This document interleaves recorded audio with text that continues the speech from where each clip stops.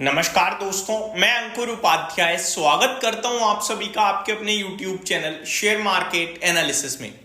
दोस्तों, ट्रंप साहब जीत गए हैं, अब ये ऑफिशियल हो गया है। अभी तक तो क्या था कि जीत जाएंगे, ऑलमोस्ट पॉसिबिलिटीज हो गई थी सारी की सारी, लेकिन अभी फाइनल आंकड़ा आता हुआ दिख रहा है। जस्ट अभी अब जो अपडेट आई है 4 बजे के करीब, वहां पे 277 इलेक्टोरल वोट्स जो है आपके वो ट्रम्प साहब को मिलते हुए दिख रहे हैं। तो क्लियर कट विन हो चुकी है, 270 के ऊपर जीत जाएंगे। तो 277 ऑलरेडी हो चुके हैं। और वहीं अगर बात करें कमला हैरिस जी की, वो अभी भी स्टिल 224 पे ही प्लेस्ड है। अब यहां से बाजार में आज तेजी देखी, और बाजार में तेजी थी आईटी क्षेत्र में। अब ऐसा आईटी के लिए क्या हुआ जो आईटी तेज भाग रहा है?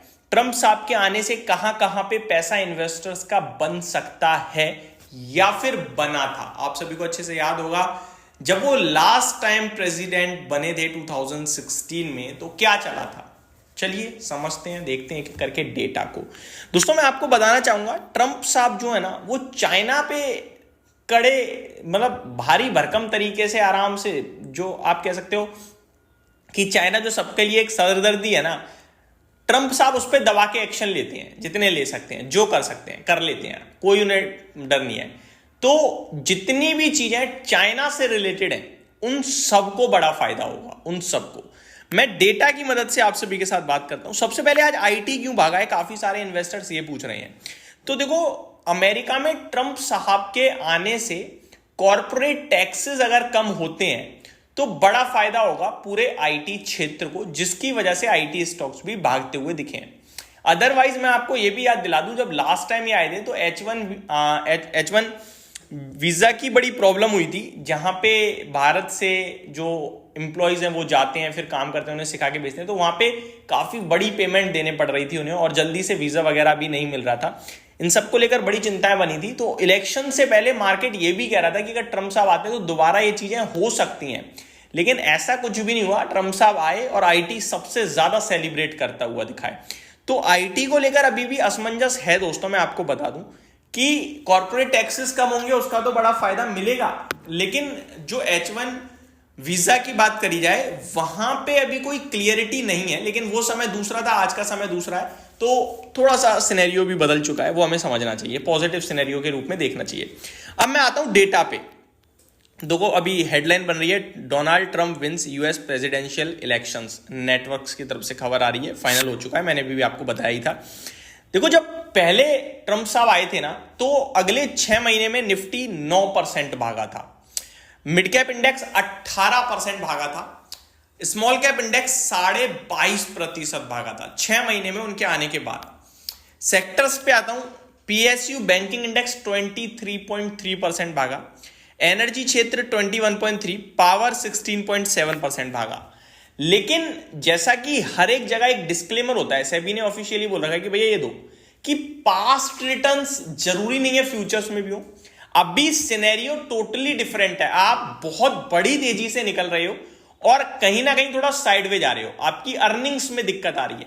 तो अब जो नई पॉलिसीज होंगी वो कैसे काम करेंगी, वो देखना समझना बहुत ज्यादा जरूरी है। ये तो हिस्ट्री हो गई। अब आगे की बात करें तो देखो, चाइना से टेक्सटाइल, बांग्लादेश है वैसे तो सबसे बड़ा प्रोड्यूसर, लेकिन बांग्लादेश में आपको पता है आर्थिक स्थिति क्या हो गई इस समय, तो टेक्सटाइल चाइना का अब हो गया है बड़ा मामला। तो चाइना से टेक्सटाइल जो बाहर जा रही है, वहां पे दिक्कतें हो जाएंगी, तो फिर इंडिया के लिए एक स्कोप खुल जाएगा एडिशनल। आगे देखा जाए तो कंज्यूमर इलेक्ट्रॉनिक्स की बात करें तो चाइना इस मामले में सबसे ही बड़ा प्लेयर हो गया है, तो फिर यहां भी वो रुकेगा, तो चाइना +1 भारत के लिए बड़ा पॉजिटिव हो जाएगा।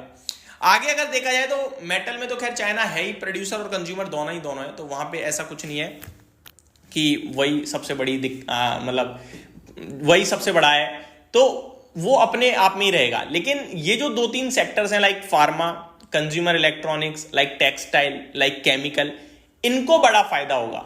अब इसमें एक सबसे इंटरेस्टिंग पार्ट पता है क्या है? टेक्सटाइल, केमिकल, ये स्टॉक्स चले भी नहीं है, तो इनके लिए डबल बोनेंजा हो सकता है। तो मेरा मानना है कि जो इन्वेस्टर है ना, एक्चुअल में जो इन्वेस्टर कहता नहीं है, कहने वाले तो सब हैं, करने वाले बहुत कम हैं, तो जो एक्चुअली में इन्वेस्टर्स हैं वो केमिकल और टेक्सटाइल में अगले 4 साल के व्यू के हिसाब से पैसा लगाओ।